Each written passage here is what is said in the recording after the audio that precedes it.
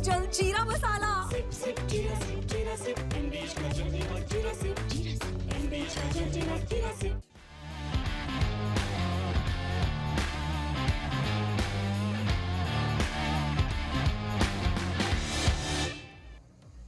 Hello and welcome friends, sports 9 में आप सभी लोगों का स्वागत है। सबसे बड़े फॉर्मेट से अब सबसे छोटे फॉर्मेट की बारी जो है ना वो आ गई है। एशिया कप होना है, आपको पता है एशिया कप यूएई में ऑर्गेनाइज होगा और उसको लेकर सरगर्मियां तेज हो गई हैं। किस तरीके की टीम हो सकती है, क्योंकि बात सिर्फ एशिया कप की नहीं है। इस एशिया कप से अब आप वर्ल्ड कप के लिए बिल्ड भी करोगे, क्योंकि वर्ल्ड कप भी ज्यादा दूर नहीं है। अगले साल T20 वर्ल्ड कप होना है, उसके लिए आप टीम बिल्ड करोगे। क्या कुछ कॉम्बिनेशन जो इस एशिया कप में टीम सिलेक्ट होगी, कुछ वैसा ही कॉम्बिनेशन जो है ना वो आप देखोगे वर्ल्ड कप के लिए भी एक ड्रेस रिहर्सल के तौर पर हो सकता है। तो इसी पर बातचीत करेंगे, क्या कुछ हो सकता है T20 टीम में, चयन कब होगा, कौन कौन से खिलाड़ी जो है वो वापस आ सकते हैं, किनका पत्ता कट सकता है, क्या विकल्प जो है वो कोच गंभीर के पास है, सेलेक्टर्स के पास है। इसी पर जो है एक चर्चा करेंगे, मोटा मोटा एक रूपरेखा खींचने की कोशिश करेंगे T20 टीम की। चलिए जी, सबसे पहले पॉइंटर्स दिखा दे, बताता हूं आपको कब जो है वो टीम इंडिया का सिलेक्शन जो है वो हो सकता है। अगस्त के तीसरे हफ्ते में जो है टीम इंडिया का सिलेक्शन हो सकता है, चयन हो सकता है। 9 सितंबर से यूएई में एशिया कप का आगाज होना है। अगले साल होने वाले T20 वर्ल्ड कप का एक ड्रेस रिहर्सल के तौर पर आप इसे ले सकते हैं। वर्ल्ड कप को ध्यान में रखकर सेलेक्टर्स जो है वो टीम चुनेंगे और 15-16 खिलाड़ियों का जो भी दल तैयार किया जाएगा, मोटा मोटा वही लोग होंगे जो आपकी कोर टीम होगी वर्ल्ड कप की भी। कम से कम अगर वो परफॉर्म करते हुए चलते हैं तो सेलेक्टर्स जो है उनको बैक करेंगे और उसी हिसाब से आगे चलेंगे। चलिए, अब ये तो बात हो गई कि भाई एशिया कप होना है और इसमें टीम चुनी जानी है, मगर इस टीम चुनने में जो है ना कुछ सवाल है। एक बार वो सवाल दिखा देता हूं, फिर चर्चा करेंगे कि भाई कौन से सवाल हैं जो इस टीम चुने जाने से पहले सेलेक्टर्स, कोच, कैप्टन के सामने जो है वो यहाँ पर सारे सवाल जो है वो रहने वाले हैं। चलिए जी, एक एक करके सवाल दिखा दे, चारों सवाल। कौन होगा T20I टीम का कैप्टन? ये सवाल भी बड़ा है क्योंकि Surya Kumar Yadav is not completely fit अभी। विकेट कीपर की पहली पसंद कौन होगा और T20I में कौन करेगा ओपनिंग? श्रेयस को मिलेगी T20I में जगह या फिर नहीं मिलेगी उनको जगह? तो ये जो है ना वो सवाल हैं, 4 सवाल हैं जिनके जवाब जो है हम यहाँ पर शो में भी चर्चा करके ढूंढने की कोशिश जो है वो उस तरीके से करेंगे। सर, हमने कुछ सवाल दिखाए कि भाई सिलेक्शन होना है तो सिलेक्शन से पहले सिलेक्टर्स के सामने मुद्दा होता है। ये कुछ मुद्दे हैं जो बड़े मुद्दे हैं। अब आपने टेस्ट टीम को किसी तरीके से सेटल किया है, T20 टीम आपकी उस तरीके से सेटल थी कि नतीजे पक्ष में आ रहे थे। आप चॉप एंड चेंजेस तो बहुत ज्यादा कर रहे थे T20 टीम के अंदर, मगर नतीजे आपके पक्ष में आ रहे थे। अब ये कुछ बड़े सवाल हैं जो आपके सामने हैं और बात सिर्फ एशिया कप की नहीं है, यहां से आपको वर्ल्ड कप के लिए भी देखना है। तो आप यहां से उन 15, 16, 20 खिलाड़ियों को लेके चलोगे जो आपकी स्कीम ऑफ थिंग्स में कि इन्हीं से अब हम वर्ल्ड कप देखेंगे। तो यहां पर जो टीम चुनी जाएगी उससे काफी क्लैरिटी मिल जाएगी कि कौन कौन से सीनियर्स को आप देख रहे हो, कौन को नहीं देख रहे हो, किन यंगस्टर्स पे आप दाव खेलना चाहते हो। बिल्कुल। और मुझे लगता है, देखिए T20 की जब बात होती है ना कुणाल, मुझे लगता है कि यहाँ पर इतने विकल्प हैं आपके सामने कि आपको कहीं से भी कुछ परेशान होने की, चिंतित होने की या किसी भी तरह की कमी आपको दिखती ही नहीं है। आपके पास एक लंबा लॉट है, बल्कि मतलब अतिशयोक्ति नहीं है अगर मैं ये कहूँ कि अगर भारतीय चयनकर्ताओं को T20 फॉर्मेट में टीम चुननी है तो वो बड़े आराम से जो मौजूदा आईपीएल की टीमें हैं उन टीमों को मिलाकर चाहे तो वो इंडिया की 3 टीमें बना सकते हैं। मतलब वो 3 तरह की टीमें बना सकते हैं इंडिया की, और वो तीनों की तीनों टीमें जो हैं वो विश्व क्रिकेट में कोई मजबूत टीम के खिलाफ आपको कमजोर नहीं दिखाई देंगी, वो उतनी ही मजबूत टीमें होंगी।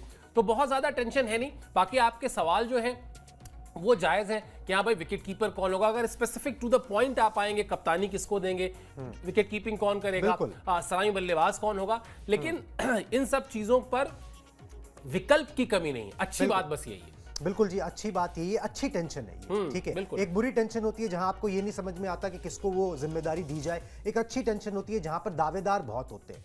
चलिए जी, उन दावेदारों पर बात करें। इससे पहले ना मैं एक आंकड़ा दिखाना चाहता हूं कि भाई गौतम गंभीर को लेकर, मतलब गौतम गंभीर हेड कोच को जितनी टेंशन टेस्ट क्रिकेट की होगी ना, सबसे कम टेंशन जो है ना उन्हें T20 की होगी। उनके कार्यकाल में T20I टीम ने किस तरीके से नतीजे दिए वो आपके स्क्रीन पर आ जाएंगे। जब से गंभीर कोच बने टीम इंडिया ने 15 T20I मैच खेले हैं, 12 जीते हैं, 2 हारे हैं, 1 टाई रहा है, बेनतीजा कोई नहीं रहा है और एक भी सीरीज जो है ना वो टीम इंडिया ने गंवाई नहीं है। मोटा मोटा 4 सीरीज जो है गंभीर के कार्यकाल में खेली गई, स्टार्टिंग फ्रॉम श्रीलंका। दक्षिण अफ्रीका में जाके जीते, श्रीलंका में जीते, फिर इंग्लैंड आई थी उससे जीते, एक बांग्लादेश से भी सीरीज थी शायद वो आए थे, तो वो 4 सीरीज जो है वो इंडिया ने जीती हैं। तो T20I में इंडियन टीम जो है वो अच्छा कर रही है। प्रोबेबली सर एक रीज़न ये भी है कि आप जहाँ पे बहुत ज़्यादा ध्यान नहीं भी देते हो ना, तो वहाँ पर चीज़ें थोड़ी फिर भी बेटर रहती हैं। एक बार कई बार ये भी हो जाता है, जब आप कहीं पे बहुत ज़्यादा फोकस करने लगते हो, बहुत ज़्यादा दिमाग लगाने लगते हो, तो वो चीज़ें फल नहीं देती। हमने देखा पिछले दिनों जब T20I सीरीज़ हो रही थी सारी, कि कैसे खिलाड़ी बदले जा रहे थे, बहुत सारे चॉपिंग चेंजेस, यंगस्टर्स को मौका मिल रहा था, जिनको मौका मिल रहा था वो परफॉर्म करके दे रहे थे, बहुत ज़्यादा प्रेशर भी नहीं था। शायद ये भी रीज़न था, क्योंकि अगर आप बहुत ज़्यादा फोकस किस चीज़ पे करते हो ना, तो कई बार वो चीज़ें ना ज़्यादा फोकस के कारण, ज़्यादा कोशिश करने के कारण ख़राब भी हो जाती है। सही बात है। और मुझे ऐसा लगता है ना कुणाल, बहुत छोटा फॉर्मेट है, इसमें बहुत ज़्यादा दिमाग आप लगा भी नहीं सकते हैं। मतलब ये टेस्ट क्रिकेट या इवन वनडे का भी वो वाला फॉर्मेट नहीं है कि जहां पर आप पहले 5 ओवर जब फेंकते हैं तो आपके दिमाग में ये भी रहता है कि यार मुझे 45वां ओवर किससे फेंकवाना है या मुझे 48वां ओवर किससे फेंकवाना है। इस तरह की चीजें आप सोच रहे होते हैं। टेस्ट मैच में तो आप पहला सेशन जब बैटिंग कर रहे होते हैं तो आप ये सोचने लगते हैं कि दूसरे सेशन में पिच कैसे बिहेव करेगी, अगर चौथी पारी में बल्लेबाजी करना है तो कितना लक्ष्य मेरे पास रहना चाहिए कि मैं कंफर्टेबल रहूं। वो बिल्कुल अलग फॉर्मेट है। T20 एक ऐसा फॉर्मेट है, और फिर भूलना नहीं चाहिए कि T20 फॉर्मेट में दुनिया की जो सबसे लोकप्रिय, सबसे प्रचलित, सबसे शानदार लीग है वो भारत की। और इस वजह से शायद जो आपने कहा ना कि आप चाहे मर्जी जितने बदलाव कर दें, मैंने कहा ना कि आप चाहें तो इस वक्त आईपीएल की सारी टीमों को मिलाकर अगर आपसे कहा जाए कि 3 टीमें बना दीजिए, आप 3 टीमें बना देंगे और तीनों बड़ी अच्छी टीमें बनेंगी। मतलब ऐसा कतई नहीं है कि कोई टीम एक दूसरे से जो है वो 19 या 20 होगी। सारी टीम एक लेवल की बनाई जा सकती है, क्योंकि T20 फॉर्मेट में आपके पास हर एक जगह पर, वो चाहे ओपनिंग की बात हो, वो चाहे विकेट कीपिंग की बात हो, चाहे आपको स्पिन ऑलराउंडर की बात हो, आपके पास विकल्प जो है वो इतने ज्यादा हैं कि मुझे नहीं लगता कि यहां पर बहुत ज्यादा दिमाग लगाने की या बहुत ज्यादा चिंता करने की जरूरत नहीं है। इसको आप बस चलने दें। गेंद और बल्ले की लड़ाई के तौर पर देखें इस फॉर्मेट को।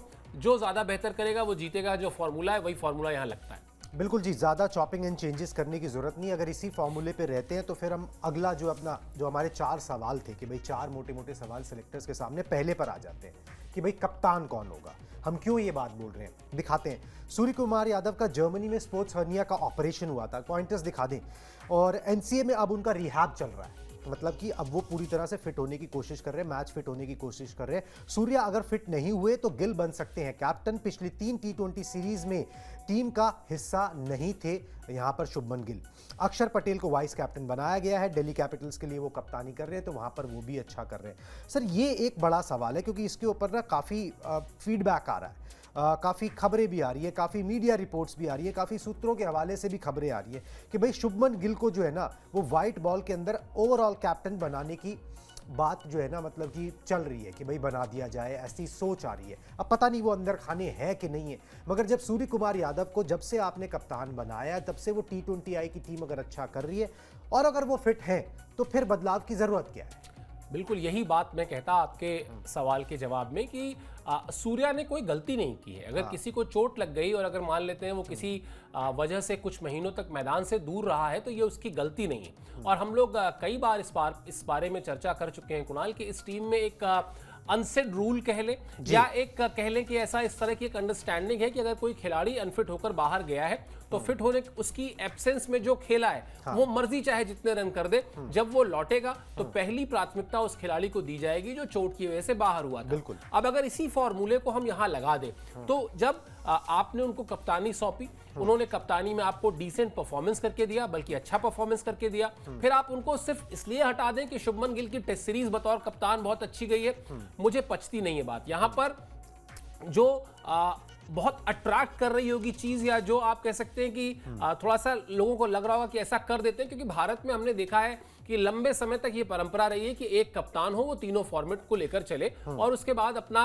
टेंशन खत्म, ताकि उसका जो विजन है वो T20 का विजन है, वो वनडे का विजन है, वो टेस्ट मैच का विजन है, उसमें कहीं कोई घाल मेल ना रहे। ऐसा ना हो कि यहाँ तो आप किसी के कप्तान है और दूसरे किसी फॉर्मेट में आप किसी की कप्तानी में खेल रहे हैं, तो कोई कंफ्यूजन ना क्रिएट हो, इसलिए हम ऐसा करते आए हैं। लेकिन अपवाद भी हैं, ऐसा नहीं है कि हमने हाल फिलहाल में ऐसा नहीं किया। हमने ऐसा किया है कि लिमिटेड ओवर्स में हमने किसी और को कप्तान रखा है और टेस्ट मैचेस में किसी और को रखा है। फिर आप आ जाइए उम्र पर, मेरे ख्याल से सूर्य कुमार यादव 34-35 साल के होंगे। अगर सूर्य कुमार यादव बहुत ज्यादा खींच लेंगे अपने आप को तो शायद 2 साल 3 साल वो और क्रिकेट खेल लेंगे। 3 साल से ज्यादा वो जा नहीं सकते, ये तो अभी से आपको पता है। अच्छा वो कर ही रहे, आप उस जगह पर उनको छोड़ दीजिए। और यहां पर शुभमन गिल को जो आपने टेस्ट की कप्तानी दी है, जहां उन्होंने बेहतर किया है, हद से आप उनको वनडे भी सौंप दीजिए कि चलो भाई तुम वनडे भी देखो, दोनों बड़े फॉर्मेट है। तीनों फॉर्मेट में एक 24 साल के खिलाड़ी को कप्तानी देना, आप उससे टू मच एक्सपेक्टेशन है आपकी, बिल्कुल। वो कहीं कोलैप्स ना हो जाए, इसका खतरा बना रहेगा। बिल्कुल जी, फिर वो वर्कलोड और वो सारी चीजें भी सामने आ जाती हैं और वो कोई नहीं चाहता कि भाई इतनी जल्दी जो है, वैसे भी इतना क्रिकेट हो गया, अब उसके बाद आपको आईपीएल भी खेलना है, ऐसा तो नहीं जान वहां छूटती है। और दिलीप ट्रॉफी में भी आपने शुभमन गिल का नाम कप्तान अनाउंस किया है भाई उनको। बिल्कुल जी, तो फिर आप कितना ही खिला लोगे एक बंदे को। चलिए कोई बात नहीं, अब एक दूसरा बड़ा सवाल जो इस सिलेक्शन से पहले होगा कि भाई आपका फर्स्ट चॉइस विकेट कीपर कौन होगा। आपके पास ऑप्शंस है, ऑप्शंस जो है वो मैं आपके स्क्रीन पर दिखा देता हूं क्या ऑप्शंस है। संजू सैमसन है, ऋषभ पंत है, केएल राहुल है।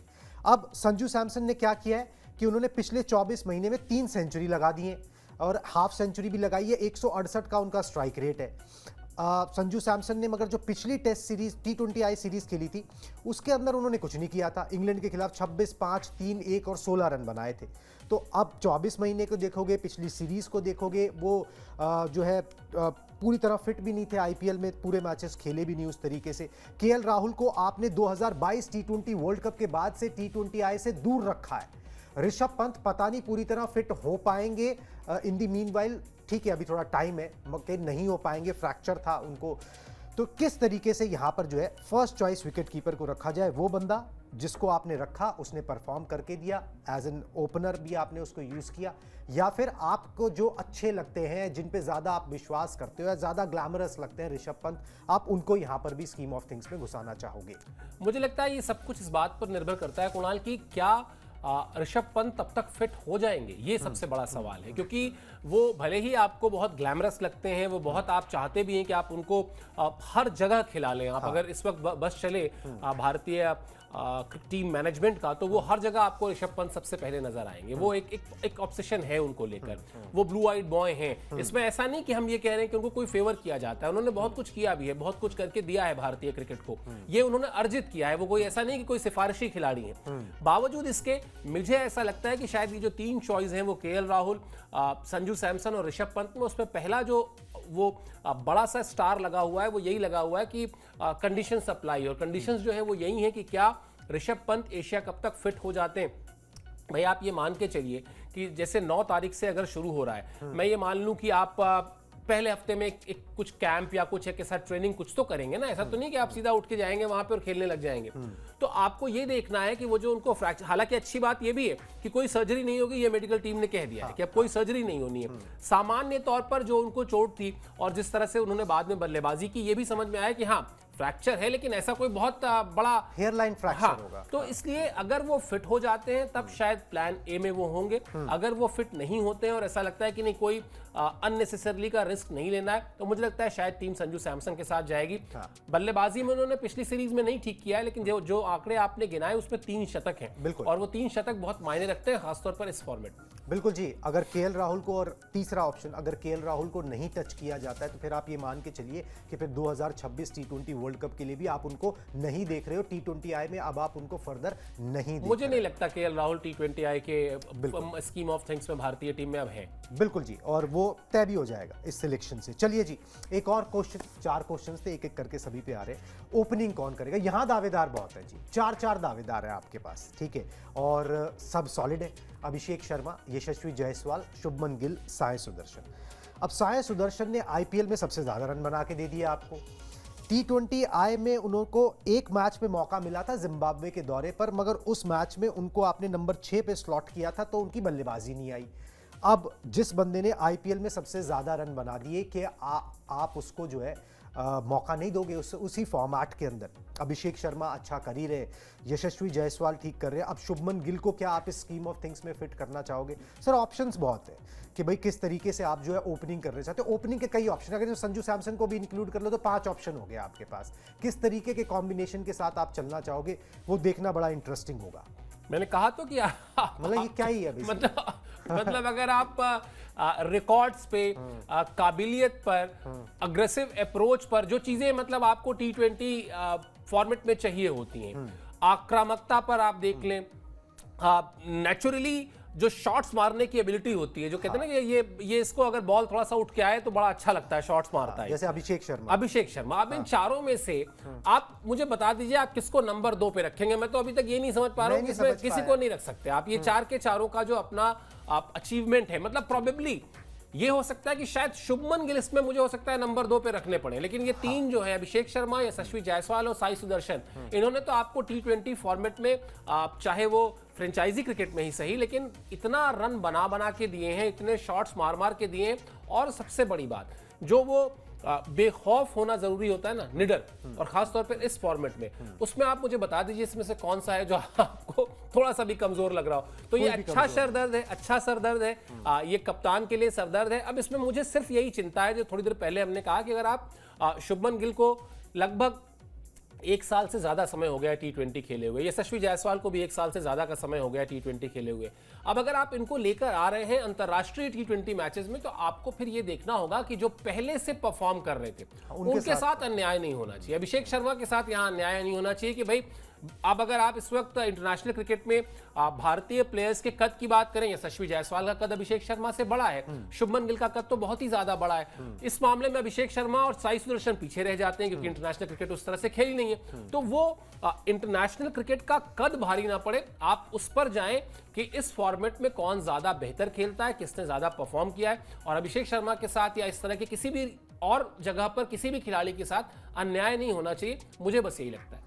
बिल्कुल जी, और अगर आपने यंगस्टर को बैक किया है, उसने आपको स्पार्क दिखाया है, तो आप उसको फिर छोड़ना नहीं चाहोगे ना। ये सारे यंगस्टर हैं, इसमें कोई ऐसा नहीं है जो आपको मतलब मतलब कुछ एस्टैब्लिश कर गए हैं, कुछ करना चाहते हैं। अब ये तो नहीं कि भाई उस तरीके से आप करो कि भाई जैसे अश्विन के साथ हुआ करता था कि आपने टेस्ट मैच सारे खिला दिए, जब WTC का फाइनल आया तो बाहर बैठा दिया, ठीक है, तो वो चीज फिर ना गले नहीं उतरती है, और वो सही भी नहीं है। चलिए जी, अब एक इंपॉर्टेंट सवाल और जो है वो रह गया, उस पर आते हैं। नाम है श्रेयस अय्यर, नाम अपने आप में काफ़ी है। अब इनके साथ भी अन्याय नहीं होना चाहिए, ठीक है। इन्होंने पिछले IPL में और उससे पिछले IPL में क्या किया ये सब दुनिया जानती है। श्रेयस अय्यर का एशिया कप में चुना जाना लगभग तय नजर आ रहा है, जो बातें पता लग रही हैं। IPL 2025 में श्रेयस अय्यर ने शानदार प्रदर्शन किया था, कैप्टेंसी अच्छी की, बैटिंग अच्छी की, 17 मैचेस खेले, 604 रन बनाए, 175 से ज्यादा की स्ट्राइक रेट के साथ। दिसंबर 2023 से श्रेयस ने जो है कोई भी T20I मैच नहीं खेला है, 2023 दिसंबर, और फरवरी 2024 के बाद से उन्होंने टीम इंडिया के लिए कोई मैच जो है वो नहीं खेला है। बहुत लोग ये बात बोल रहे थे कि भाई उनको जो है टेस्ट टीम में चुना जाना चाहिए था जब इंग्लैंड ले जा रहे थे। एक लॉजिक जो उनके खिलाफ काम कर गया और जो प्रॉबेबली हो सकता है हो, बाकी तो देखिए कॉन्स्पिरेसी थ्योरी पे तो हम जा नहीं रहे, ठीक है, कि भाई कौन पसंद करता है नहीं करता है वो एक अलग कहानी है, ठीक है। अब वो किसी को नहीं पता, वो जो ना पसंद करता है उसी को पता होगा कि भाई ये मैं ना पसंद करता हूं। मगर जो लग रहा था वो ये था कि भाई शॉर्ट बॉल को इतना अच्छा नहीं खेल पाते, प्रॉबेबली इसी रीजन से आप शायद उनको इंग्लैंड नहीं लेके गए। मगर यहां पर मैचेस जहां पे होंगे वहां स्पिन को अच्छा खेलने वाला आपको चाहिए, तो वहां पर श्रेयस अय्यर की आपको जरूरत होगी। बिल्कुल होगी, और मुझे लगता है कि देखिए आप एक चीज समझ लीजिए कुणाल की पसंद नापसंद, आप मुझे अच्छे लगते हैं नहीं लगते हैं, ये सब ठीक है, कर लीजिए जितना आपको करना है, लेकिन ये हमेशा याद रखिएगा कि अगर नतीजे नहीं आए ना, तो फिर उसके बाद आपकी ये पसंद नापसंद सब कुछ जो है वो बिल्कुल आपके लिए ना एक नए तरह का विवाद खड़ा करती है, और फिर आप ही सवालों में घिरते हैं। मान लेते हैं फॉर एन एग्जाम्पल, आप नहीं लेकर गए श्रेयस अय्यर को इंग्लैंड, आप यहां भी आपने नहीं रखा टीम में उनको, आपने ये सवाल उठने इतने ज्यादा शुरू हो जाएंगे ना कि फिर ये लेने के देने पड़ जाएंगे। तो आपको ये हमेशा याद रखना चाहिए कि आपकी बड़ी तस्वीर जो है या बड़ा जो लक्ष्य है वो भारतीय टीम की जीत है, और उस जीत में आपको अपनी पसंद नापसंद को हटाना पड़ता है। मुझे नहीं लगता है गौतम गंभीर मतलब इस तरह का उनके जहन में कुछ होगा कि मुझे पसंद नहीं है या मुझे ना, वो श्रेयस अय्यर को खेलना चाहिए। आप किसी से पूछ लें, मुझे लगता है वो जो एक बात आपने जो कही कि वो शॉर्ट बॉल के अगेंस्ट उनकी जो कमजोरी है, उसके अलावा वो जो थोड़ा सा डोमेस्टिक क्रिकेट को लेकर वो चलाना उनका, जब वो ड्रॉप हुए कॉन्ट्रैक्ट से भी, थोड़ा सा उसका सोल्यूशन निकालने में देरी हो गई थोड़ा सा। शायद वो जिस तरह से उनको जाकर वहां पर बिल्कुल जिसको कहते हैं ना कि बिना किसी बात के माफी मांगनी चाहिए थी कि हाँ मुझसे ये वो शायद नहीं मांगी गई होगी, वो नहीं मांगी गई होगी, वो थोड़ा सा कई बार एटीट्यूड के भी इश्यूज होते हैं। हाँ। तो वही जो ये जो बाहर है वो कहीं उनकी तरफ से कोई एटीट्यूड का इशू ना हो। यहाँ पर भारतीय टीम को जितनी जरूरत श्रेयस अय्यर को है, उतनी ही श्रेयस अय्यर को भी जरूरत है कि जो टैलेंट उनके अंदर है उसके लिए वो भारतीय टीम में जाकर खेलें। तो वरना फिर दिखाते फिर रहे तो दिखाओ, फिर मतलब लीग आईपीएल में अगर आप बना ले 600 नहीं, आप 6000 रन बना ले, लेकिन आप महान नहीं कहलाएंगे। हाँ। और जिस तरह के वो बल्लेबाज हैं, एक समय पर उनको कप्तानी देने की बात हो रही थी भाई। वाइस कैप्टन थे। बिल्कुल। तो इसलिए मुझे लगता है कि जो भी हम, जैसे आपने कहा कि हम किसी कॉन्स्पिरेसी थ्योरी में नहीं घुस रहे, लेकिन अगर कहीं कुछ 19-20 है, मुझे लगता है बैठ के आमने सामने सुलझा के उनको टीम में लाना चाहिए। वो टीम के लिए एसेट है। बिल्कुल जी, और इस एसेट की वापसी के लिए जो है बहुत सारे लोग जो है इंतजार भी कर रहे हैं उन्होंने, और वो डिजर्व भी करते हैं इस चीज़ को। चलिए जी, अब एशिया कप जो है वो अलग अलग कई बार फॉर्मेट में खेला जाता है। तो कई कुछ ने पूछ लिया था, तो मैंने ये एक पॉइंट ये भी बना लिया कि भाई T20 फॉर्मेट में जो है वो कितनी बार खेला गया और इंडियन टीम ने कैसा किया। चलिए मैं आपको बताता हूं। इस बार T20 फॉर्मेट में जो है एशिया कप खेला जाएगा, इसलिए क्योंकि जो नेक्स्ट ईयर वर्ल्ड कप है वो T20 वर्ल्ड कप है, उसकी तैयारियों के लिए इसको एक तरीके से मंच आप मान लीजिए। 2022 और 2016 का जो है एशिया कप जो था वो T20 फॉर्मेट में खेला गया था, और 2016 में भारत चैंपियन बना था। 2022 में प्रदर्शन बहुत खराब रहा था। सुपर 4 स्टेज में, मतलब लीग स्टेज के अंदर पाकिस्तान को हरा दिया था, मगर सुपर 4 स्टेज में टीम इंडिया को 2 हार मिली थी 3 में से। श्रीलंका से हारे थे और फिर पाकिस्तान से हारे थे, शायद अफगानिस्तान से सिर्फ जीता था। ये कंडीशन यहाँ पर रही थी, और श्रीलंका 2022 में जो जीती थी। पिछली बार जो एशिया कप हुआ था वो ODI फॉर्मेट में हुआ था, जिसमें टीम इंडिया जीती थी। वर्ल्ड कप से एंड पहले जो है वो एशिया कप खेला गया था। इस बार दुबई में खेला जा रहा है, T20 फॉर्मेट में खेला जा रहा है, और पाकिस्तान से जो सामना होगा सबसे बड़ा मैच तो वही होगा सर। मतलब नजरें तो वहीं होंगी, ठीक है, बाकी सब चीज़ें एक तरफ, जो भी फॉर्मेट है, इंडिया वर्सेस पाकिस्तान का मुकाबला है, बहुत कम देखने को मिलते हैं, और हार किसी को बर्दाश्त नहीं है। हार किसी को बर्दाश्त नहीं। और यूएई जो है दोनों के लिए एक तरीके से होम ग्राउंड ही है। हाँ। मतलब वहां पर कोई ऐसा भी नहीं कि आपको कंडीशंस में कोई किसी को कुछ 19-20 का फायदा या नुकसान होना हो, सब कुछ एक जैसा है। बस वही है, भारत और पाकिस्तान के क्रिकेट में आप हमेशा पाएंगे कि जिस दिन जिसने अपने आप को, अपने इमोशन को बेहतर तरीके से कंट्रोल किया, वो जीतता है। और वैसे भी अभी तो इस मैच का हाइप बहुत ज़्यादा हो गया है। आपको पता है, एक बहुत बड़ा वर्ग है जो कह रहा है कि साहब भारत को पाकिस्तान से खेलना ही नहीं चाहिए। हाँ। वहाँ पर आपने देखा वो WCL में भारत ने खेला ही नहीं पाकिस्तान से, उसकी वजह से पाकिस्तान जीत गया। तो दूसरा वर्ग जो है वो ये भी कह रहा है कि नहीं भाई, ऐसे क्या, आप नहीं खेलेंगे तो पाकिस्तान को वॉकओवर मिल जाएगा, पाकिस्तान जीत जाएगा। इससे अच्छा मैदान में आइए, उतरिए और पीटिए पाकिस्तान को। जो अब अगर आप पहले का भारत पाकिस्तान का मुकाबला कुणाल, और अब जो पिछले कुछ समय का भारत पाकिस्तान का मुकाबला है, आप पाएंगे कि फॉर्मेट कोई भी हो, वहां भारतीय टीम ज्यादा कंफर्टेबल दिखाई देती है। और वो जो कंफर्टेबल दिखाई देती है वो ऐसा नहीं कि 60-40 का कोई रेशियो हो, वो रेशियो मैं इस वक्त बहुत ही ऑनेस्टी के साथ कह सकता हूं कि 75-25 का है। 75% इंडियन टीम को पता होता है कि वो मैच जीतने वाले हैं। हाँ, अंटिल अनलेस कोई वो, जैसे वो एक T20 उसमें हुआ था, T20 वर्ल्ड कप में ही हुआ था, जब पाकिस्तान ने पहले ही ओवर में, यूएई में ही खेला गया। बिल्कुल, वो भी यूएई में खेला गया था। तो मुझे लगता है अच्छा मुकाबला है, हाई वोल्टेज मुकाबला है। और अब जब जैसे जैसे ये तारीख करीब आएगी ना, थोड़ा सा और ज्यादा हाइप भी होगा, तो मजा आने वाला है। क्रिकेट फैंस को एक अच्छा मैच देखने को मिलेगा। भारतीय टीम का पलड़ा भारी रहेगा, ये आप अभी से कह सकते हैं। बिल्कुल। चलिए जी, इस हाई प्रोफाइल मैच का तो इंतजार रहेगा ही, बाकी ये खबरें अभी आती रहेंगी, ठीक है, क्योंकि आपके पास पूल बहुत बड़ा है, ऑप्शंस बहुत है, क्या चुनते हो, किस तरीके से चुनते हो, तो सिलेक्शन को लेकर खास नज़र जो है वो बनी रहेगी। बाकी जितनी भी खबरें आती रहेंगी इंडियन टीम से जुड़ी, उनकी प्रिपरेशन से जुड़ी, कहाँ पर खिलाड़ियों की मूवमेंट है उससे जुड़ी, वो सारी आप तक पहुँचाते रहेंगे। आप स्पोर्ट्स 9 को प्लीज़ सब्सक्राइब कर लीजिए। Tata bye bye.